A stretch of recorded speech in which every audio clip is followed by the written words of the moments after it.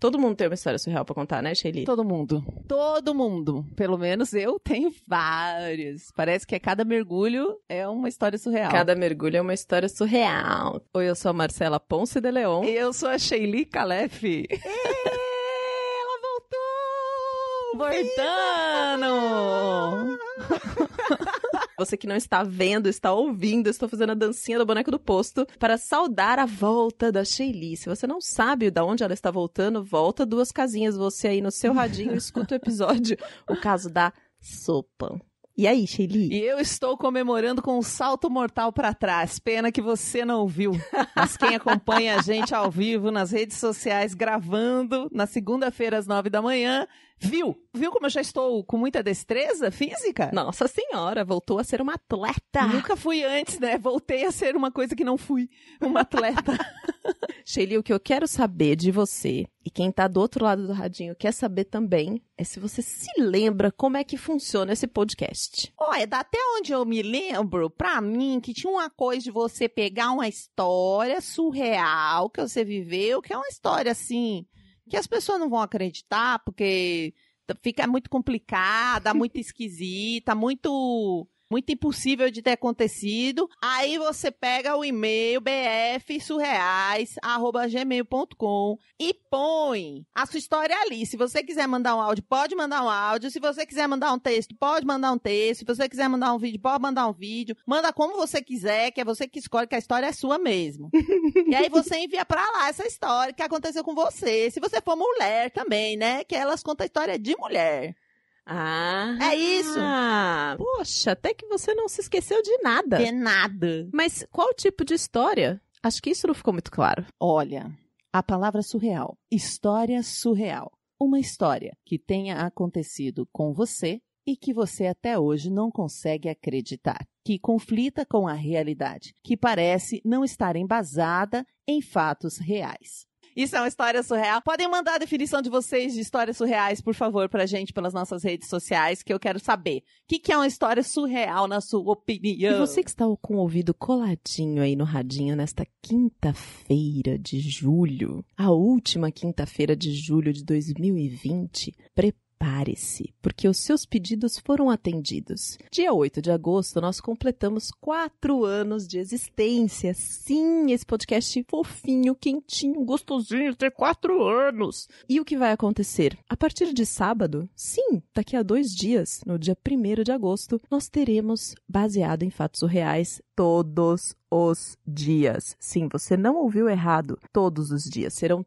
31 dias de casos surreais. A gente que lute. Então, prepare seu radinho, esteja com a gente ao vivo lá no nosso Instagram todos os dias às 9 horas da manhã para ver se a gente vai dar conta desse agosto surreal, não é, Sheili? Exatamente. E isso é uma homenagem ao ano de 2020, né? Que ele conseguiu ser o ano mais surreal até agora. Sim. Não sei se o da sua vida, mas o da minha, com certeza.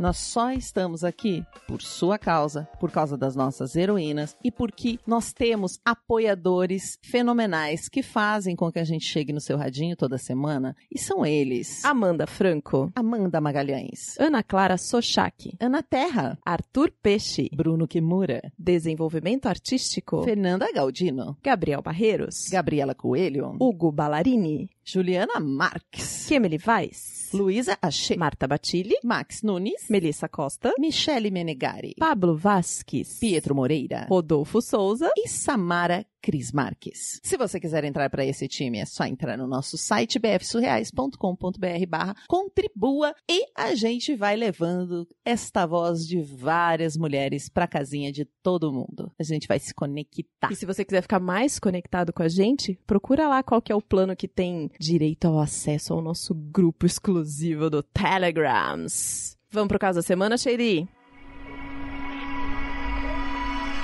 Baseado em fatos surreais. Histórias de mulheres como nós, compartilhadas com empatia, intimidade e leveza. onde o assunto é a vida E o detalhe surreal. Eu tinha acabado de completar 18 anos, tinha me formado no ensino médio, né? E tava procurando emprego. Tinha começado um curso técnico de contabilidade. Mas nessa época, o interessante é que eu tinha acabado um namoro. E era um namoro que eu tava gostando muito do cara, assim. Ele era muito legal, a gente se dava bem. E ele só terminou porque ele achava que a gente era muito novo e precisava aproveitar a vida. Era o primeiro namoro? Primeiro namorado, assim? Ou não? Era o primeiro namorado sério que eu tive, que eu chamei de namoro mesmo. Antes tinha tido coisinhas, mas não era namoro, assim. Esse foi namoro mesmo. E hoje eu até entendo que realmente isso foi bom, porque a gente era muito novo mesmo, né? Eu com todos aqueles sonhos, já planejando o futuro, a vida, o casamento, os filhos, sabe? Aquelas coisas. Sei. Só que eu tava numa fossa daquelas, assim, carente. Porque ele era carinhoso, trabalhador, inteligente, sabe? Aquele cara, eu ficava pensando, eu nunca mais vou arrumar um cara assim. A gente sempre Ninguém mais vai pensa me querer. isso, né? Quando termina um relacionamento. Principalmente quando é um dos primeiros, assim. E eu achava impossível achar um cara como aquele. Então eu tava naquela bad vibes, assim. Tipo, sofrendo. E ficava nessa. E eu morava numa cidade muito pequenininha. No interior. Não tinha 8.000 pessoas, pra você ter uma ideia. Nossa! Então também eu pensava assim, quando você mora numa cidade pequenininha, tipo, você conhece mais ou menos todo mundo que tem a sua idade, e você sabe mais ou menos quais são as suas chances, né? Eu não tinha muita opção. Sim. E eu também não tinha dinheiro, como eu tinha acabado o ensino médio, tava começando a procurar um estágio, um trabalho, eu não tinha grana pra ir pra balada, pra ir pra cidadezinhas maiores, porque aí o que o pessoal faz, né, no fim de semana é ir pra uma cidade maior, fazer alguma coisa. Mas eu tava durésima, financeiramente não tinha condições. Ou seja... Então eu ficava naquela solidão. Sim. Nossa, eu tô imaginando o sofrimento. Sem grana, coração partido. E o que você fez? O que eu tinha pra fazer, pra me divertir, era todo fim de semana ir pra praça da cidade ficar batendo papo com as amigas. No Mirante. Não tem nem, sabe aquele, como a gente chama assim, é uma pracinha, às vezes até dentro... Do coreto, né, Mirante? É o coreto, não é? Nem tão tem um lindo coreto assim, no meio da praça? não era tão bucólico, não, era só uma pracinha simples mesmo. Às vezes até quando a rua é larga e tem aquela ilha no meio, sabe? A gente ali mesmo tem um banquinho, você senta e bate papo, não é nada tão cinematográfico, mas... Porque a cidade é bem pequena, então, né? Bem pequena. E assim, elas não aguentavam mais, porque o meu assunto era sempre o mesmo, saudade do ex. Saudade, tô triste. Elas só estavam assim, tipo, ai, que saco. Até que um dia, né, porque algo tem que acontecer pra gente sair dessas fossas, e que bom que sempre acontece, né. Depois da missa das 19, a gente sempre ia na missa juntas, além de ser uma pessoa religiosa, sempre fui, é um programa que é muito bom no interior, né. Todo mundo se encontra ali na missa, e depois a gente fica conversando com os amigos, é ótimo. Então, depois da missa das 19, eu tava ali com as amigas, como sempre, e um amigo da igreja pediu pra ficar comigo. Minha autoestima se elevou e eu pensei, uau, alguém quer ficar comigo, que máximo. Fiquei feliz, assim, fiquei super feliz porque alguém me queria, sabe? E da sua comunidade ainda, né? Eu disse, nossa, alguém me quer. Mas você queria ele? Olha, eu não tinha nenhum sentimento por ele, assim. Eu nem sei o que passou muito na minha cabeça naquele momento. Eu tava sempre pensando no meu ex, eu tinha acabado, mas eu deixei rolar. Falei, gente, né? É uma pessoa legal, estamos aí, tá me querendo, então serviu pro meu ego. Vida que segue. Serviu pro meu ego e eu também pensei que isso poderia causar um pouquinho de ciúme no meu ex, porque numa cidade pequena todo mundo fica sabendo de tudo. Ai. Né? Ai. Confesso que passou em minha mente essa possibilidade. E as minhas amigas, elas ficaram um pouco, não preocupadas, mas elas acharam estranho, porque esse carinha que eu fiquei, que era da igreja, ele era muito reservado. A gente só tinha visto ele com uma garota, tipo, há muito tempo, e nunca a gente via ele com ninguém. Era um cara realmente muito fechado, assim, talvez até ele tivesse um sentimento por mim há um tempo, não sei. Mas até no modo dele se vestir, ele era bem peculiar, sabe? Ele era meio sério, ele andava com camisa social, por dentro da calça, tipo o cowboy de novela, sabe? Quantos anos? Mesma idade, ele era um pouquinho mais velho que eu só. Né? Eu tinha 18, ele devia estar com uns 21. Que figura, não, figuraça, gente. assim. Que figura. Então ele morava no sítio da família, eles trabalhavam na lavoura, o que muita gente lá é comum, né? Tipo, é uma cidadezinha que tem muitos sítios ao redor. Ele tinha estudado até o ensino médio, por enquanto não tinha feito mais nada. Enfim, a gente ficou conversando ali na praça, todo mundo olhava, tipo, a cidade toda ficou sabendo em 2 segundos. Todo mundo já sabia que a gente tava ficando. Tudo bem, a gente ficou ali na praça, assim, é um ficar bem comedido, né? Tava todo mundo ali, a gente, aquele bichinho ficou ali meio junto e tal, os 8 mil habitantes já estavam sabendo. Aí a gente foi se falando no longo da semana e marcamos um encontro numa quinta-feira, depois da reunião do grupo da igreja, que tem o grupo de jovens da igreja, que todo mundo participa. E o irmão dele tava junto nesse dia, e quando a reunião terminou, nós fomos pro carro dele pra poder finalmente dar uns beijinhos só nós dois, porque sempre tinha alguém junto, né? Tinha as amigas, aí tinha o pessoal do grupo da igreja. Aí o irmão dele, muito bacana, pegou e foi dar uma volta, falou, eu vou dar uma passeadinha pra deixar a gente junto. Espertinho esse irmão, espertinho. Muito, muito fofo, né? E aí o clima foi esquentando e a gente ficou só na pegação, lógico, né? Porque nós dois também éramos virgens. Né? Ele com 20 e poucos, eu com 18, os dois super virgens, assim. Tinha isso filme no carro? Não, mas a gente pegou e foi com o carro. Tipo, o carro não tava ali na porta do grupo da igreja, né? A gente foi um pouco pra um lugar mais reservado, mais distante. Imagina. Pra dar aqueles amassos gostosos, assim. Assim, tava pegando fogo, loucos pra se pegar mesmo. E foi aquele amasso bem bom, assim. Foi super legal. Eu tinha lavado meu cabelo, tava com o cabelo bem cheiroso, solto, bonitão. E caiu uns fios de cabelo ali no carro, que era o carro da família dele. Ai.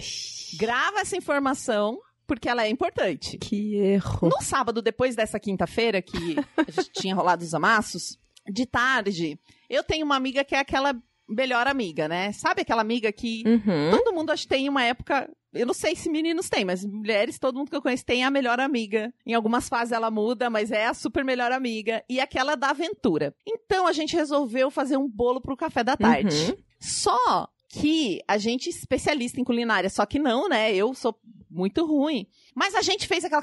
nós vamos cozinhar. Daí sabe quando você junta as amigas pra fazer um negócio em casa? Aí você arrumou a mesa, botou as xícaras bonitas que você tirou da cristaleira. Não sei, que eu não faço essas coisas de comida, não. Aí a gente pega e arruma tudo, e aí faz o bolo e fala pra todo mundo, nós vamos fazer um bolo, porque hoje à tarde é nossa, nós vamos cozinhar pra gente, achando que tá num spa, que tá em Paris e tá você e sua amiga. Aí vai lá e faz o bolo, e separa os ingredientes, e fica aquela conversação, tudo lindo, né, registrado nos smartphones, maravilhosos, estamos cozinhando, olha que maravilha. Você também fez TikTok da receita? Não tinha TikTok, mas, né, tava toda, nossa, e já, nossa, nosso bolo, que maravilha.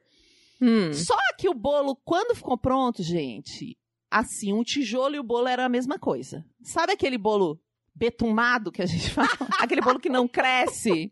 Eu esqueci de colocar fermento. Um pequeno detalhe. Eu achei que a farinha já tinha fermento, de tanto que eu sei cozinhar. Mas aí eu vi que ela era enriquecida com ferro e ácido fólico. Não com fermento, no caso, né? Mano, a gente morreu de rir de tão ruim que a gente era, porque nem eu, nem ela sabia, que não lembrou de fermento. Tipo, eu já não gostava de cozinhar mesmo. E a gente ficava pensando assim, o que dava para fazer com aquele bolo? Se a gente poderia matar alguém com o bolo, né? Poderia colocar ele como base para construir alguma coisa em cima, e tudo dava pra fazer com o bolo menos comer. Porque ele ficou uma pedra mesmo, gente. Não sabia que um bolo podia ser tão perigoso. A gente podia levar o bolo pra se defender quando precisasse andar à noite na rua. Enfim, a gente morreu de rir. E vimos que, assim, se precisasse cozinhar, não tinha jeito. Aí, nesse mesmo sábado, teve a missa. Depois da missa, eu encontrei o meu ficante novo, né? Que era esse rapaz. E aí, ele veio já me contar que o pai dele percebeu que tinha uns fios de cabelo no carro. Por isso que eu soube que eu deixei fio de cabelo no carro. Que ele me disse que o pai dele percebeu e avisou ele. Meu Deus! Que mulher que faz esse tipo de coisa não é pra casar. O pai dele deu essa orientação. Babado. Eu ri, né? Não levei muito a sério, né? A gente deu risada, falou, poxa, que coisa, né? Enfim. E eu também era maior de idade, eu não tava me importando. E, aliás, pra ser sincera, eu tava louca pra perder a virgindade. Como não tinha sido com aquele ex que eu gostava, que eu era apaixonada, eu não tava me importando tanto em esperar, assim. E ali tava gostoso, eu já tava bem querendo resolver essa situação mesmo. Aí a gente encontrou as minhas amigas, ficamos ali na praça conversando, a mesma coisa de sempre. Eu, ele, as amigas. E eis que nós começamos a contar pra todo mundo a história do bolo que não deu certo, que a gente devia ter levado o bolo, que o padre podia ter subido em cima do bolo pra rezar. Enfim, tiramos onda com aquela história do bolo. Aí eu falei que eu detestava cozinhar, que o que eu queria era estudar e trabalhar. Ixi. E as minhas amigas todas compartilhavam mais ou menos as mesmas ideias que eu, sabe? Tô imaginando o que vai acontecer aí nesse rolê já. Tô adolescência é uma fase ótima, né, gente? A gente tava... Na curtição, justo, né? E eu tava ficando com ele sem pensar muito em namoro. Eu não tava pensando em nada, na verdade. Eu tava aproveitando. Muito bem. Foi aquela coisa gostosinha. Acabou a missa, a gente, todo mundo lá, papapá. Na quinta-feira seguinte, a gente marcou outro encontro, porque era quando tinha o grupo de jovens da igreja. Quando ele chegou, ele tava com uma cara... Assim, ele era um cara mais fechadão, mas ele tava triste, assim, ele tava meio chorando. E aí eu perguntei pra ele o que tava acontecendo. Quando ele já me viu, ele já veio com esse tom, né? E eis o que aconteceu. O que houve? Ele contou em casa pro pai dele a história do bolo. Comentou em casa, né? De que a gente tinha feito o bolo e tal. E que eu detestava cozinhar, que eu queria estudar, trabalhar fora. E o pai dele obrigou ele a terminar comigo. Porque ele precisava de uma esposa que fosse trabalhar na lavoura e ajudar em casa, como a mãe dele fazia. Como assim? Trabalhar na lavoura? Ele falou isso mesmo? Sim, o pai dele falou pra ele que o que ele precisava era de uma mulher que soubesse cozinhar e quisesse trabalhar na lavoura, que eram os negócios da família deles, né? Ele me falou aquilo e ele chorava, porque ele não queria terminar. Ele gostava muito de mim, né? Tava tudo muito bom, do jeito que tava bom pra mim, tava bom pra ele. Mas ele é muito obediente ao pai, sabe? Ele era muito obediente à família. E na hora eu também fiquei super triste, assim, ali junto com ele. Mas era isso, ele terminou comigo. Mas ele te falou o motivo?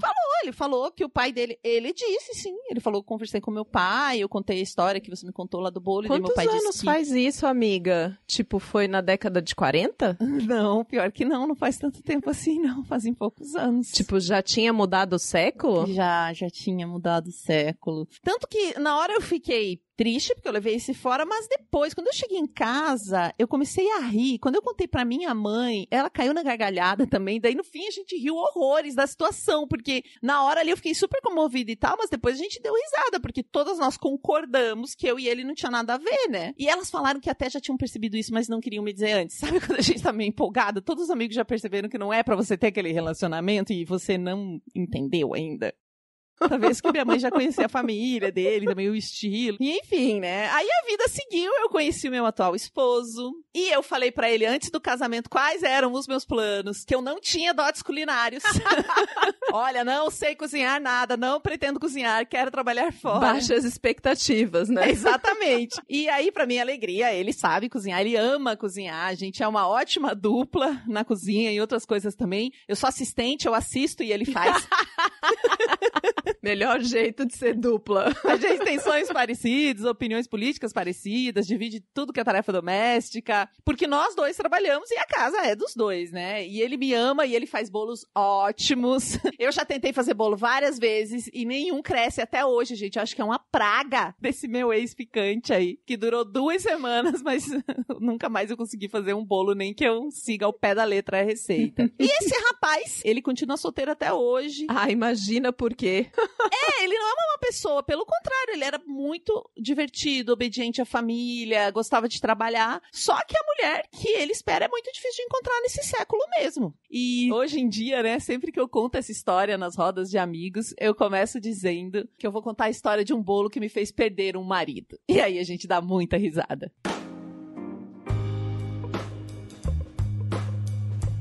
Poxa, Eli.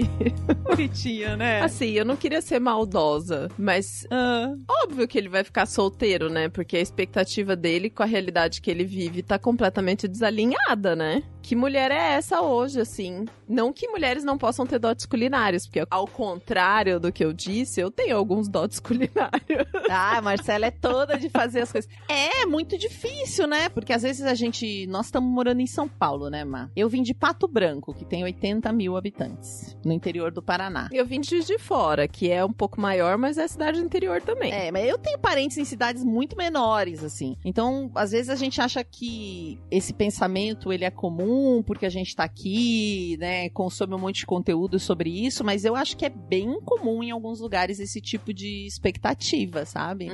Que a mulher seja realmente uma assistente doméstica e que isso recaia sobre ela. É muito triste, né? Porque você vê pelo que dá pra entender, ele não concordava com a família. Isso é um peso pro homem também. Ele não concordava, mas ele era obediente ao pai, porque aprendeu, porque era uma família bastante religiosa. Então eu tenho que ser obediente para além da minha felicidade, da minha alegria, de viver as coisas que eu acredito, né? Eu ia comentar exatamente sobre esse ponto, assim, porque essa é uma das coisas que eu converso muito com os meus filhos. Porque eu tenho uma menina de 17 e um menino de 15, né? E eles são muito obedientes também. E às vezes isso me preocupa, né? Porque a obediência em excesso, ela pode levar pra esse lugar onde você se anula. Então eu sempre comento com eles essa coisa da obediência, eles ficarem muito atentos pra não passarem por cima deles, assim. Sempre, claro, considerando o que é ético, né? Considerando o coletivo, o grupo, a comunidade, enfim. Não naquele lugar de certo ou errado, entendeu? Mas nesse lugar do todo, da parte, pra que eles expressem as suas vontades. Então, muitas vezes, a minha filha fala, o que você acha disso? E eu devolvo a pergunta, né? O que você acha disso? E falo muito sobre a gente não precisa concordar pra eu ser sua mãe e te amar e a gente continuar convivendo juntas bem, sabe? Porque essa coisa da obediência, por um lado, é algo que a gente puxa muito dos filhos quando eles são pequenos, mas que no longo prazo, pra vida adulta, pode criar adultos submissos, né? Sem vontade, sem autoestima e tudo mais. Isso é bem complicado. Que se anulam. Imagina esse rapaz chorando, né? Contrapondo a realidade com aquilo que ele é ensinado a fazer. Porque essas coisas, o machismo, essas coisas todas, prejudicam o homem muito também. As expectativas que são jogadas em cima dos homens, às vezes a gente acha que só nós mulheres sofremos com isso. A gente sofre mais, porque mais coisas são colocadas aqui, mas pros homens também é um fardo. E a heroína até fala, no final ela dá umas dicas, assim, de como é importante a gente alinhar expectativas. Conversar sobre coisas que parecem bestas, sabe? Porque eu acho que todo mundo já teve um namoro ou um relacionamento que começou, tava tudo muito bem, até que um dia a pessoa fala uma opinião e você faz assim, pá! Sua cara cai no chão e você fala, como? Meu Deus, como nós vamos sair disso aqui? Isso aqui é um limite que eu não... E tava tudo bem até aquele momento, porque a gente só conhece as pessoas conhecendo, né? Então ela fala que se você quer ter filhos, se você gosta de viajar... E ela até fala assim, eu já vi casais que brigam por causa de uma cebola na comida. Sim. Então, tem que falar sobre tudo. Tem que conversar muito quando a gente é casal. Tem que conversar muito pra conhecer outra pessoa realmente, sabe? Eu sei que a gente quer ser amada, quer ser amado e muitas vezes se adapta, né? No começo, principalmente, você tá tão disposto que você começa a adaptar uns gostos, mas no longo prazo isso aí não funciona, né? No longo prazo vai aparecer. Sim, sim. É claro que pra um relacionamento existe uma adaptação, porque não é mais você sozinho. Mas essa adaptação vai até um lugar onde ela não fere quem é você como indivíduo, né? Você tem que estar inteiro ali. E aquilo que você ceder não pode ser algo essencial pra você, assim, algo que faz parte da sua essência mesmo, né? Heroína, muito obrigada por ter compartilhado essa história. Pra gente é muito importante refletir sobre qual que é o nosso papel como mulher, né, na sociedade, quais são as expectativas que caem sobre a gente. Não tem nada de certo ou errado em saber fazer bolo ou não saber fazer bolo. Sim, tá tudo bem. Tá liberado. Se você ainda quiser tentar, a gente pode conversar. Manda uma mensagem, eu te ajudo. Se você é uma heroína que tá aí do outro lado e tem uma história surreal pra contar, manda pra gente, pro bfsurreais@gmail.com. Não é, Sheiloca? Isso mesmo. Pode mandar ela como você quiser. Estamos esperando a sua história. Garantimos o seu anonimato. Então pode mandar aquela história bem complexa que ninguém saberá que foi você. Só a gente, mas a gente guarda segredo. Sim, e a gente tá te esperando agora dia 1º, hein? Vem com a gente. Até o próximo caso surreal.